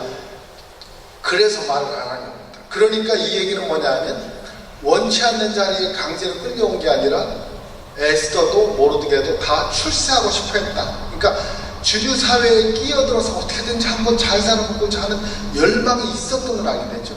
근데 에스더는 그래도 돼요. 왜냐하면 생긴 게 비슷하니까. 저와 여러분은 그게 되게 힘듭니다. 왜냐하면 딱 보면 알잖아요. 제가 아무리 말 안 하고 가만히 있다고 해서 뭐 백인이라고 보겠어요. 말 안 해도 벌써 코리안인 줄 알지. 그거는 있더라고요. 코리안인지 차이니즈인지 재패니즈인지 이런 거 잘 몰라요. 근데 처음 물어보면 Are you Chinese? 그거부터 물어봐요. 그럼 내가 No. 그럼 Then are you Japanese? No. 그럼 더 말도 안 되지. Then what are you? 그런다. 그때는 이 사람들이 아시아 사람으로 아는 건 중국 사람하고 일본 사람밖에 없으니까 그 다음에는 뭐냐고 물어보는 거예요. 그래서 I'm Korean, American 이렇게 얘기를 하면 Where is Korea? 막 이렇게 하는데 언제 88 올림픽 이후에 요즘은 이제 김정은 뭐 핵도발 때문에 코리아를 알게 됐지만 옛날에 제가 처음 미국 갔을 때는 몰랐어요. 코리아가 어디 붙은 나라냐고 그랬습니다. 뭐 아프리카의 어느 나라인지 무슨 뭐 남미 어느 나라인지 전혀 개념이 없어요. 그래서 제가 옛날에 김장한 목사님이 한 얘기를 듣고 내가 설명했어요.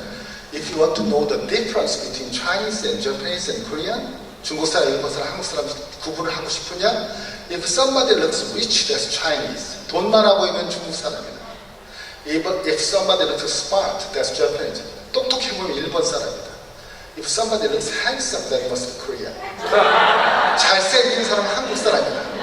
그랬더니 Then what are you? 그러더라고요. 아, 얼마나 자존심 상하는지 그렇게 설명을 해줬는데도 then you must be Korean 그래야 되잖아요. 근데 그래서 forget it. 제가 그랬는데 우리는 말을 안 하고 있는다고 해서 모르지가 않습니다. 색깔로 벌써 딱 아는데 에스더는 말만 안 하고 있으면 몰라요. 그러니까 입만 딱 다물고 있으면 액센트도 없지. 생긴 건 페르시아 사람이나 유대인이나 똑같이 생겼거든요. 다 그 센족 그 계통이니까. 그러니까 말하지 말라니까 네, 말 안 하겠습니다. 그리고 11절에 보면 모르드게가 날마다 홍뜰 앞에서 왕래하며 에스더의 안부가 어떻게 될까를 알고자 했다. 그러니까 계속 어떻게 됐냐 물어보는 거 보면 모르드게도 조바심이 났다. 즉 에스더가 왕비가 됐으면 좋겠다고 생각했다는 겁니다. 즉 이 에스더는 저와 여러분과 다른 처음부터 훌륭한 사람이 아니고 저와 여러분과 마찬가지로 주류 사회 속에 끼어들어서 그래도 어떻게든지 한번 살아보려고 인정받아보려고 출세해보려고 이때 하나님은 지금 여기 안 나옵니다. 여러분 혹시 아시는지 모르지만 여기만 안 나오는 게 아니라 에스더 전체 하나님이 안 나옵니다. 그럼 에스더의 하나님이라는 단어도 안 나온다고 하나님 안 계신가요? 그게 포인트입니다. 하나님이라는 단어가 없어도 하나님이 역사하고 계십니다. 우리 삶 속에 하나님이 안 보여지는 것 같아도 그때도 하나님은 역사하고 계십니다. 하나님은 배후에서 우리를 관심 갖고 오늘 찬양대 은혜를 이렇게 찬양한 것처럼 누군가 널 위해 기도하네. 누가 기도하겠어요? 우리가 알 바를 빌 바를 알지 못하는 성령께서 말할 수 없는 탄식으로 우리를 위해 빌고 계시다. 그러니까 우리는 적어도 이런 사람들입니다. 하나님이 우리를 위해서 관심 갖고 계시고 사랑으로 창조하셨고 예수님이 피가 흘려서 십자가에서 구원해 주셨고 성령께서 지금도 말할 수 없는 탄식을 위해서 기도하고 있는 사람들이에요. 괜찮은 사람들입니다. 우리가. 그러니까 계속해서 우리가 누군가 우리를 위해서 기도하는 그런 사람은 이 정체성이 필요한 거예요. 그러니까 이게 없으니까 이 날마다 알고 싶어 갖고 막 조바심을 내잖아요.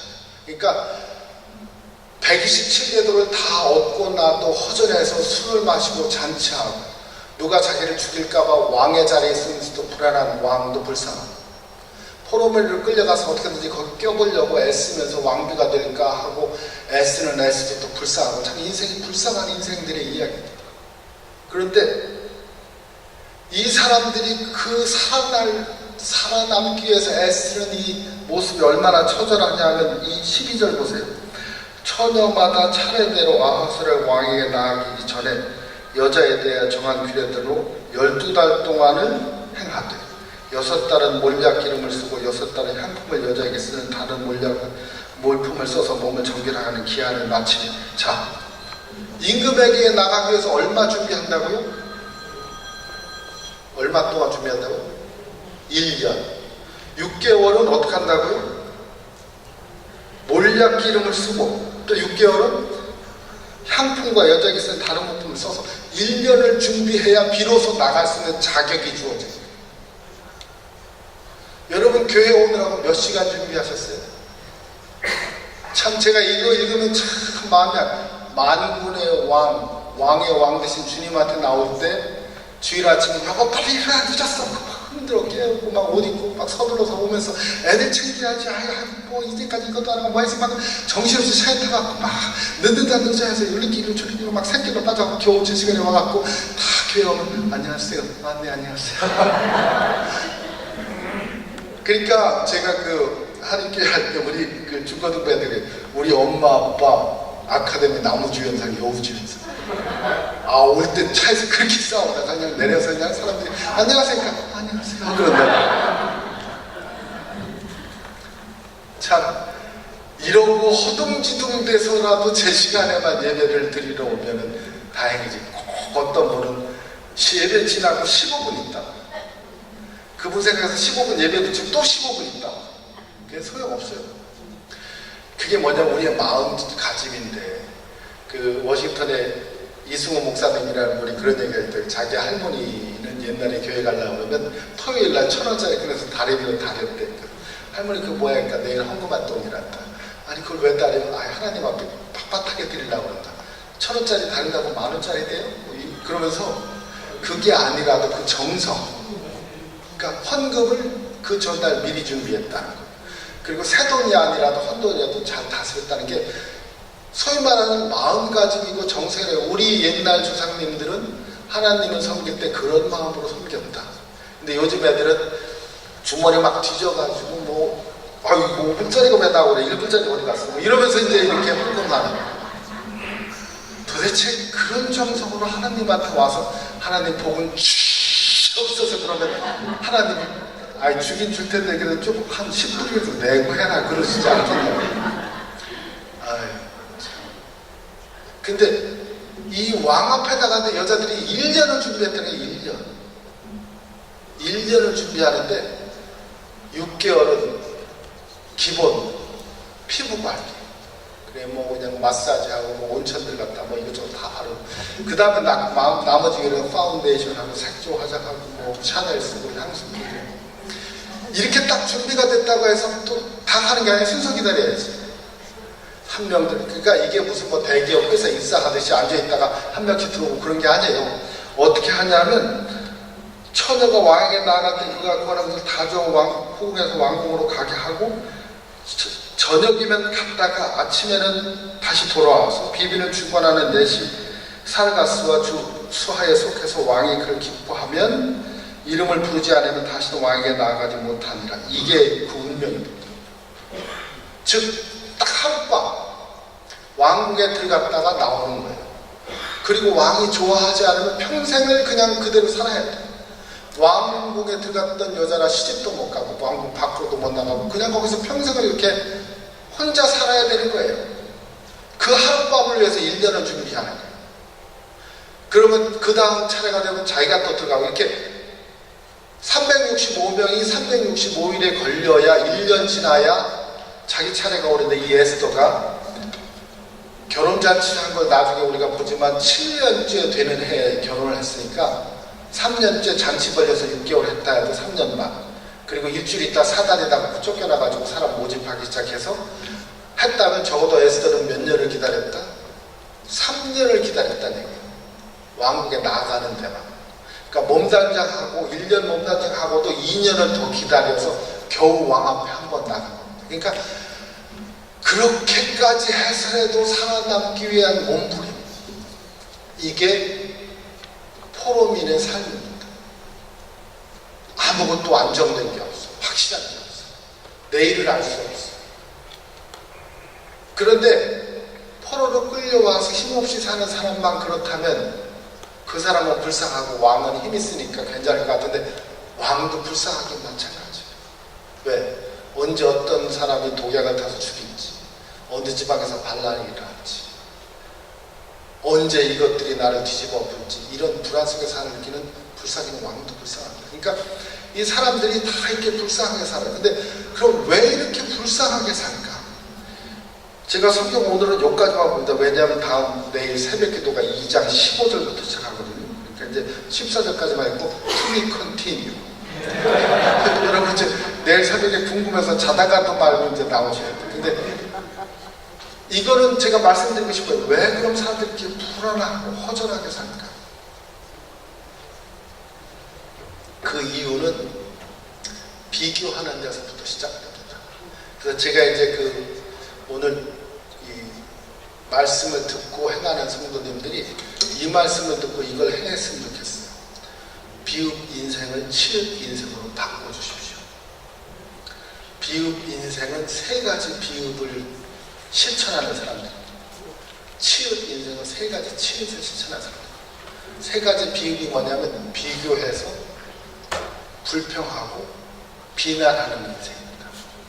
그 이제 삶의 불행의 첫 번째 단추가 비교에서 나오는데, 여러분, 하나님께서 인간에게 주신 명령 중에 첫 번째 명령이 뭐냐면 너희는 동산 중앙에 있는 선과 악을 알게 하는 지식의 열매를 따먹지 말라, 그렇게 돼 있죠. 그 열매 이름이 뭐라고요? 선악과. 그러면 너무 간단한데 세 글자라. 실제로 보면 선과 악을 알게 하는 지식의 나무 열매예요. 그러니까 선과 악을 알게 하는 지식, 무엇은 좋고 무엇은 나쁘다고 비교하는 요 마음을 갖게 하는 그 열매 따먹지 말라는 겁니다. 왜냐하면 그 열매 따먹는 순간 불행이 시작되니까. 즉 나 혼자 라면 먹을 때는 하나도 안 불행했어요. 근데 옆에서 짜장면 먹으니까 갑자기 불행해져요.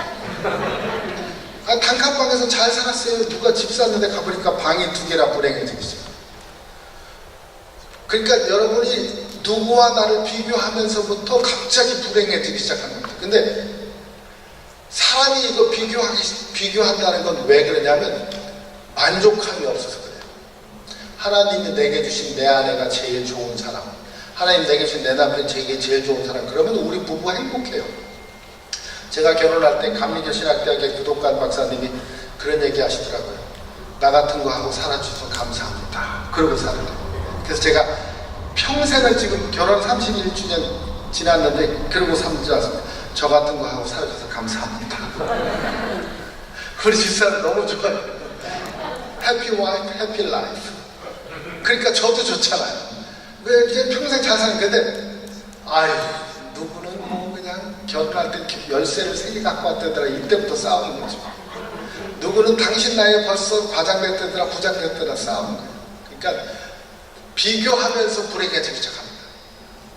자, 우리 목사님, 상암교회 교인이 세상에서 제일 좋은 교인이다. 이러니까 행복하게 목회하시는 거예요. 여러분, 상암교회 다니는 목사님이 세상에서 제일 훌륭하신 목사님입니다. 그렇게 무창 무슨 이렇게 해야지. 특히 임직하실 분들, 그러면 행복한 거예요. 왜 우리 목사님은 정원의 목사님 같이 뭐 음악도 못하나, 뭐 침례교 목사님처럼 기도도 못하나, 이러면 이게 불행한 거예요. 그러니까 비교하는 데서부터 불행의 싹이 씁니다. 그러니까 이 애들이 사춘기를 겪으면서 제일 스트레스 받는 게 성적, 그 다음에 외모, 비교인데요. 나는 쟤보다 덜 잘생겼어. 잘생겼는데도 불구하고 나는 쟤보다 돈이 없어. 옷이 마음에 안 들어.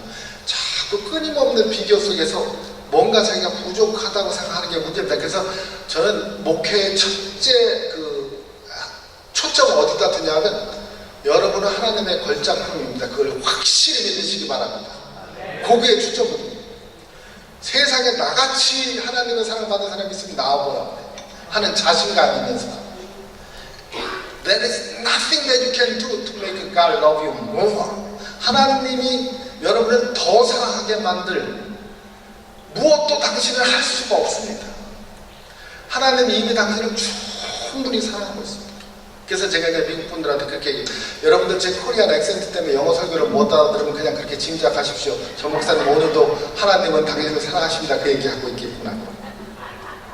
사실 그거거든요. 제가 그 얘기만 하는 겁니다. 하나님은 당신을 사랑하십니다. 죽기까지 사랑하십니다. 십자가에 달려 돌아가시기까지 사랑하십니다. 지금도 사랑하십니다. 옛날에도 사랑하셨습니다. 여전히 사랑하실 것입니다. 하나님은 당신이 돈이 없어도 사랑합니다. 제가 이제 양로원에 설교하러 갔는데, 양로원에 그냥 보니까 그냥 몸을 제대로 못 움직이신 분들이 휠체어 타고 쫙 와 계시더라고요. 오늘 죽을까 내일 죽을까 나에게는 희망이 없다, 소망이 없다, 이러고서 앉은데 독립기념이에요. 그래서 제가, 하나님은 여러분을 사랑하십니다. 여러분 아무것도 없는 것 같아도 하나님은 돈 내는 사람 사랑하는 것도 아니고 교회 출석 잘하는 사람 사랑하는 것도 아니고, 여러분이 하나님의 자녀라서 하나님이 당신을 사랑하십니다. God loves you anyway. 그런데 여러분들이 지금 이렇게 힘없고 나이 들어서 휠체어에 앉아있는 사람 같지만 제가 알고 있습니다. 여러분이 젊었을 때 누군가의 엄마였다는 거, 누군가의 아빠였다는 거, 대기업의 중위기였다는 거, 그리고 어느 회사의 사장이었다는 거, 교수였고 여러분들이 나를 위해서 일했던 분이라는 걸 제가 알고 있습니다. 지금 비록 이렇게 보인다고 나를 그렇게 무시하지 말고 한번 당당히 외쳐보십시오. 간호하는 사람들이 밥알 흘린다고 야단치면 네 노래는 밥알 흘리는 나만 보이냐, 나도 옛날에 왕년에 이렇게 훌륭한 사람이었다고 한번 자신있게 얘기해 보십시오. 그리고 내가 이렇게 수고한 덕분에 이 나라가 잘 살게 되었다고, 너희들이 오늘날 이렇게 좋은 직장 가지고 있다고 당당하게 얘기하십시오. 여러분은 그 정도 큰 소리칠 자격이 있는 분들입니다. 그리고 얘기하십시오. 이 나라가 그래도 이만큼 먹고 사는 게 누구 덕인지 아냐? 내 덕이다. 내가 오늘도 기도한다. 내 기도 덕에 산다. 이 나라 하나님 떠나면 다 망하는 나라인데 하나님이 아직도 우리나라를 보호하고 계신 이유가 뭔지 아느냐? 내가 기도하기 때문이다. 내가 기도하는 덕분에 하나님 이 나라에 계시고 하나님 이 나라에 계시기 때문에 이 나라가 잘 사는 거다. 나 없으면 이 나라 망한다. 나 기도하는 사람이다. 나 우습게 보지 마라. 그래서 이 독립기념일날 다 독립하겠다고 하는데 하나님에게 의존을 선포하십시오. 나는 하나님에게 의존하는 사람이다. 하나님께 매달린 사람이다. 그리고 기도하십시오. 이 나라를 위해서, 우리나라의 교회들을 위해서, 그리고 저를 위해서. 여러분이 없으면 전 죽습니다. 우리가 뭐예요? 우리가 가진 지식이나 재능이나, 세상에 하버드 졸업생이 1년에 몇천 명 나오는데 우리나라가 잘 됩니까? 그것 때문에? 노벨상 받은 사람이 수십 명 나오는데 그 사람들 때문에 인류가 행복합니까? 하나님 떠나시면 우리는 아무것도 아니에요. 그런데 하나님께서 우리를 사랑하시니까 우리가 살고 있는 겁니다. 그런 의미에서 우리는 하나님이 직접 창조하시고, 그리고 망할까봐 예수 그리스도 보내서 구원해 주셨고, 지금도 성령님 통해서 인도하시는 대단한 사람들입니다. 자신을 가지십시오. 비교하지 마세요. 내가 누구보다 돈이 없다고, 지식이 없다고, 학벌이 없다고, 키가 작다고, 뚱뚱하다고, 말랐다고, 그런 거 비교하지 마십시오. 비교하는 데서부터 사람의 불평이 시작됩니다. 불평하다 보면 왜 나에게는 이게 없냐? 결국 불평은 누군가를 향한 비난으로 갑니다. 저는 그런 불평을 들어본 적이 있어요. 우리나라가 왜 일본한테 식민지가 당해가지고 이왕이면 영국이나 미국한테 했으면 영어라도 잘할 건데 미국 가서 내가 이게 무슨 고생이냐, 낫도 잊어 묻고 이런 애들한테 배워가지고 그냥 그런 불평까지 하는 사람 봤습니다. 그러니까 불평하다 보면 비난하는데 미국 가서 처음에 안 도와준 형 비난하고, 친척 비난하고, 아저씨 비난하고, 자기는 잘 살면서도 모른 척하는 교인 비난하고, 결국 그 비난의 화살의 끝은 하나님의 일과입니다. 그래서 하나님 비난하다가 신앙 잊어버리는 거예요. 그래서 불행하게 사는 겁니다. 그러니까 비읍 인생은 비교에서 시작해서 불평을 거쳐서 비난으로 가다가 하나님 비난하면서 불행한 인생이 되어버립니다. 그걸 치읓으로 바꾸라는 거예요. 치읓은 뭐냐면 그걸 역순으로 하나님 찬양에 도착합니다. 하나님은 말씀 한마디로 천지를 지으신 분이고 사람을 높게도 하고 낮게도 하시고, 하나님 사람을 부하게도 하고 가난하게도 하시고 귀하게도 하시고 천하게도 하시고 모든 걸 다 하실 수 하나님이 내게 이 자리를 주셨고 여기 있게 하시고 이 일을 하게 하셨으니 하나님의 깊으신 지혜와 뜻과 경륜에 따라서 이게 나한테 최선일 줄로 믿습니다. 그리고 하나님 찬양합니다. 선하신 하나님, 공의로우신 하나님, 모든 걸 아시는 하나님, 나의 속을 아시는 하나님, 그 하나님이 나를 이렇게 만드셨으면 이게 나에게는 제일 좋은 교회고, 이 자리가 내게는 제일 좋은 자리고, 이 사람들이 내가 돌봐야 될 사람들이고, 이 일이 내가 지금 해야 될 일으로 믿습니다. 하나님을 찬양하면서부터 만족함이 나는 항상 기도합니다. 범사에 감사합니다. 그런 삶이 되는 거예요. 하나님을 찬양하는 겁니다. 그래도 신앙생활 오래 하신 분들한테 하나님 찬양하는 건 그렇게 어렵지 않아요. 두 번째, 이웃을 칭찬하십시오. 사람은 저에게는 단점도 있고 장점도 있습니다. 그러니까 만약에 우리 교인들이 저희 단점만 지적하려면 100가지도 지적할 수 있어요. 그런데 저희 장점을 지적하려면 그래도 몇 가지 지적할 수 있습니다. 그런데 어떤 사람은 장점만 보고 칭찬하는 사람이 있고, 어떤 분은 단점만 보고 자꾸 비판하는 사람이 있습니다. 그래서 이 칭찬은 습관이고 훈련입니다. 그래서 우리가 칭찬을 자꾸 연습하다 보면 계속 사람은 칭찬하다 보면 주변에서 친구가 붙고 사람이 붙고 교인이 늘어납니다. 근데 자꾸 비난하면 사람이 멀어지고 떨어져 나가고 교회도 줄어듭니다. 그래서 우리는 칭찬은 아예 그 영적 훈련이라고 생각하시고 매번 하셔야 되는데, 이 칭찬은 연습해야 됩니다. 한번 칭찬 연습해 볼까요? 우리 목사님의 좋은 점 5가지. 자, 어느 분이 얘기해 보세요. 송계영 목사님의 좋은 칭찬 5가지. 좋은 점 첫째, 말씀을 쉽게 잘 전하신다. 둘째, 예? 굿 센스 오브 휴머. 아주 유머 감각이 좋으시다. 셋째, 목소리가 베이스가 정말 멋있다. 매력적이다. 넷째, 빨리빨리 나와야 돼. 생각하면 안 돼. 평소에 생각하는 애. 미남이다. 얼굴도 잘생겼지. 다섯째, 젊으시다. 하여튼 장점 만점. 자, 오는 게 있으면 가는 게 있어야지. 목사님, 교인들의 장점 5가지. 인품이 훌륭합니다. 인품이 훌륭하시다.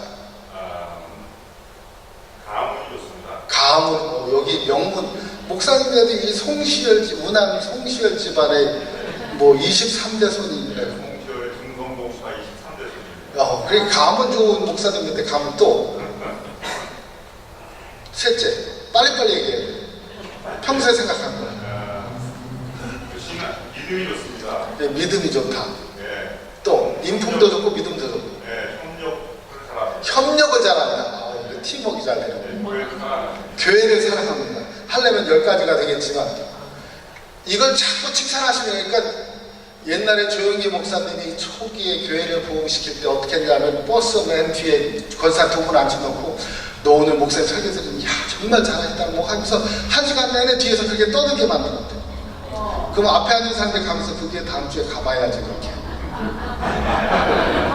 제가 드리는 말씀 이런 전략적인 상업성 칭찬하라는 게 아니고 진심에서 오나 칭찬을 자꾸 연습을. 근데 칭찬할 때 한 가지 주의할 점이 있습니다. 이건 내가 들어도 납득이 가는 칭찬을 해야지, 안 그러면 그 욕하는 걸 금방 압니다. 그러니까 저 같은 사람들 잘생겼다 그러면 아닌 줄 아는데 괜히 그런 소리 하지 마세요 이러니까 그건 소용이 없어요. 근데 내가 들어도 뭔가 이렇게 납득이 갈 만한 칭찬. 그래도 묵직하시네요. 그래 200파운드 넘으니까 맞다. 이제 이거 받아들이거든요. 그러니까 칭찬하실 때 그 본인도 수긍할 수 있는 걸 골라서 칭찬하셔야 돼요. 연세가 많으신 만큼 참 경륜도 있으시군요. 뭐 이러든지.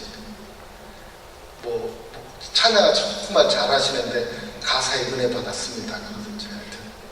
뭔가 이렇게 받아들일 걸 얘기를 해야 칭찬이. 그 칭찬을 하면, 자꾸 칭찬하면 교회 분위기도 밝아지고 사람도 모이고 서로 온 사람들이 일단 좋아요. 여기까지는 그래도 하라면 해. 이 마지막 단계를 못 넘어가서 축복의 삶을 못 사는데, 세 번째 이 제일 중요하고 힘들고 어렵고 마지막 고비가 뭐냐면 원수는 축복하고 하나님은 찬양하고 이웃은 칭찬하고 원수는 축복하고. 아니 원수를 잡아 죽여도 시원찮은데 어떻게 축복합니까? 그래서 그게 어려운 거예요. 근데 그게 신앙의 마지막 축복을 하는. 그러니까 비교하고 불평하고 비난하는 삶을, 그래서 불행하게 사는 삶을 극복하는 제가 처방전으로 말씀드리는 건데, 하나님은 찬양하고 이웃은 칭찬하고 원수는 축복합니다. 원수를 축복하는 게 효과가 있나요? 제가 그 실제 예를 하나 드릴게요. 어느 목사님이, 제가 이제 목사님들하고 이렇게 상담을 하는데 코칭도 하고, 어느 목사님 저한테 그래요. 목사님 저 목회 그만두고 싶어요. 왜? 석색에는 교인이 있어요. 아니 석색에는 교인 없는 교회가 어디 있어? 근데 저는 보기가 싫어요. 어느 정도로 보기가 싫으니까 설교할 때 그 사람하고 눈이 마주치면 설교가 그다음부터 안 돼요. 그래서 항상 이쪽을 보고 해야 되는데 그 심각하네. 어떻게 그렇게 됐습니까? 하루아침에 그렇게 된 게 아니고 이렇게 쌓여서 이제는 아주 그냥 그 사람이 없어도 생각만 해도 막 싫어져. 이러니 어떻게 목회하면서 못하겠어요. 그래 그럼 그만둬야 되겠다. 그만두긴 그만둬야 되는데 한 달만 내가 하라는 대로 해보고 그만두니까 한 달 처방을 내리는데 새벽 재단에서 매일 그분 축복 기도하면서 한 달 기도한 다음에 그만둬요. 그래서 이제 새벽 기도 나와서 축복 기도 하려니까 안 나오죠. 그렇게 미운데 기도가 나와서 생각만 해도 갑자기 숨이 탁 멎는 듯하면 심장이 벌렁벌렁 하는데, 하나님 그 사람 일을 안 벌다고 한 달 하기로 약속했으니까 잘 되기를 바랍니다. 마음의 모습을 했대. 그렇게 일주일 하고 나니까 하나님 그 사람이 잘 되고 신앙이 자라기를 바랍니다. 조금 더 이게 부드럽게. 한 2주 지나니까 이제 하나님 그 사람이 잘 되고 자식들도 잘 되고 교회에서 존경받는 사람들이 원합니다. 한 달을 그렇게 그래도 했더니 마음에 없는 소리지만 이게 입에 붙기 시작해가지고 이제 나오기 시작하다 하나님 그분이 사람들에게 존경받고 하나님께 쓰임받고 가정적으로 행복하고 잘 되는 사람 되기를 빕니다 하고 이렇게 축복이 이제 입에 막 붙기 시작했어요. 그러다가 이렇게 하루는 길을 가는데 저쪽에서 그분이 오는데 평소 같으면 몸이 딱 굳어가지고 말리고 나와야 되는데 이상하게 자기들이 손이 올라가면서 집사님이 그랬대. 내가 왜 그랬는지 모르지. 소리가 되지. 그때 그분도 어정쩡하면서 목사님 그러더래. 어떻게 해요? 목사하고 집사가 점심시간에 만났으니까 목사님 식사나 하고 가실래요? 하고 마음에 없는 소리를 했더니 목사님도 할 수 없이 그러지요 뭐 그랬대. 그래갖고 딱 앉아서 식사기도 하세요. 목사님이니까. 그러니까 목사님 기도하니까 무슨 기도했겠어요? 평생 하던 기도했겠지. 하나님 이 사람이 잘 되게 하시고 가족이 잘 되게 하고 하나님의 사랑받게 하시고 사람들에게 쓰임받게 하시고 존경받게 하시고 하는 기도가 입에 없이 그냥 나오잖아요. 기도 끝나고 부디가 이상해서 눈 떠보니까 울고 있더래. 세상에 이 목사님이 나를 원수로 여기는 줄 알았더니 이렇게 축복을 해주시다니 그래서 막 눈물이 막 쏟아지더라.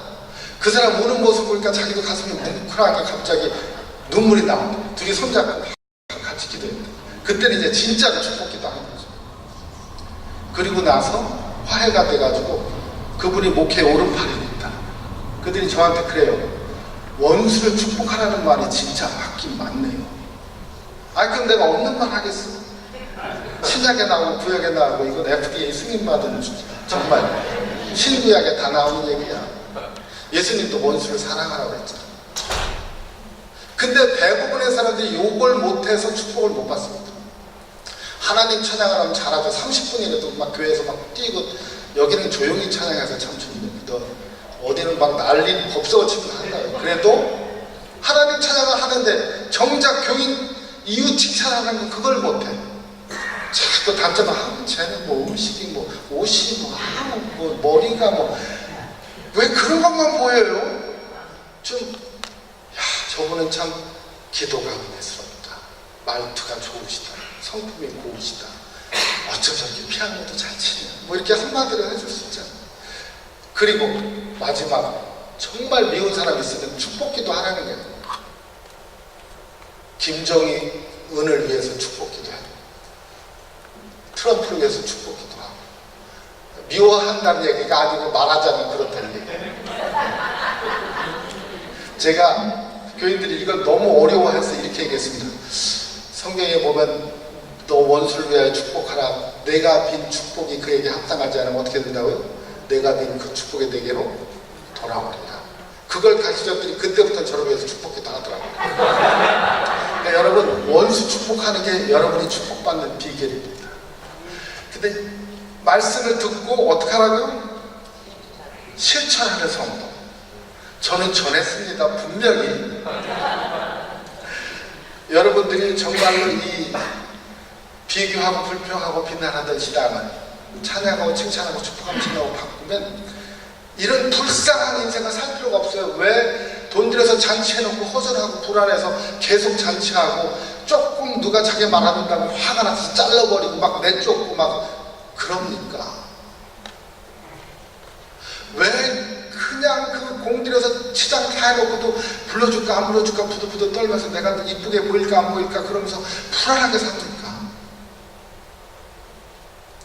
하나님이 만드신 걸작품답게 자신을 갖고 나는 하나님과 더불어서 하나님의 일을 하는 하나님의 존귀한 사람이다.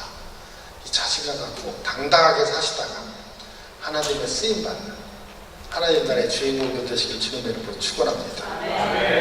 기도하겠습니다. 살아계신 하나님, 오늘도 주의 백성들이 모여서 이 샌프란시스코 한쪽에서 조용한 혁명을 일으키고 있습니다. 다른 사람들은 저희들이 여기 모여서 하는 일이 얼마나 귀하고 소중한 일인지 모르지만 주님이 아시고 주님이 택하시고 주님이 뽑으신 사람들이 모였습니다. 이제 저희들이 나가서 총칼 없는 혁명을 일으킬 때 이 지역에 신앙혁명, 영성혁명이 일어나게 하시고 세상 사람들이 변화되고 교회를 찾아와 생명 얻는 역사가 있는 거예요.